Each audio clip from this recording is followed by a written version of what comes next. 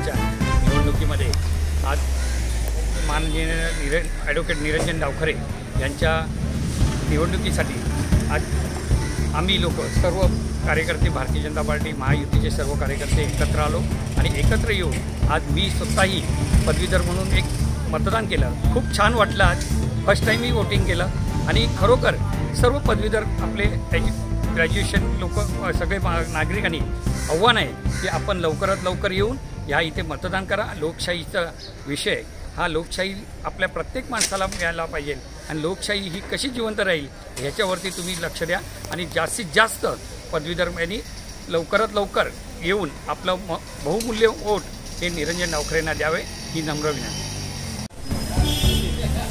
खरं म्हणजे ही निवडणूक पदवीधर किंवा शिक्षक यांच्यासाठी खूप महत्त्वाची असते आणि आज ॲडव्होकेट निरंजन डावखरे हे तिसऱ्यांदा या मतदारसंघात भारतीय जनता पक्षातर्फे उभे आहेत आणि आम्हाला विश्वास आहे की ते खूप प्रचंड मतांनी या मतदारसंघामध्ये पुन्हा एकदा निवडून येतील।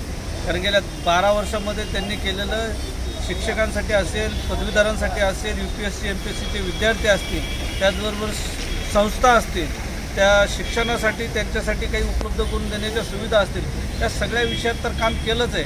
पण त्याहीपेक्षा समाजासाठी पूर्ण महाराष्ट्राचे प्रश्न विधान परिषदेमध्ये मांडत असताना त्याही विषयामध्ये त्यांनी अभ्यासपूर्ण जे विवेचन केले किंवा भाषणे केले किंवा विषय मांडले।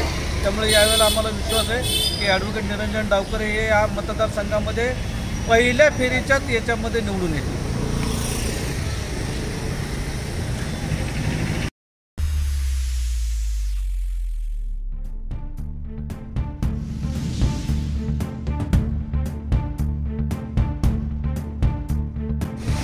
आज महाविकास आघाडीचे रमेश कीर हे उमेदवार आहेत।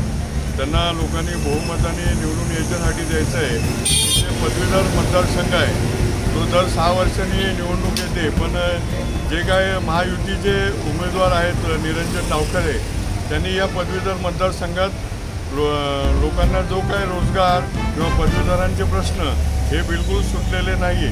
त्यामुळे या मतदारसंघामध्ये जरी मतदार वाढले असतील, हे नवीन मतदार ह्या महाविकास आघाडीकडेच जातील अशी आम्हाला अपेक्षा आहे।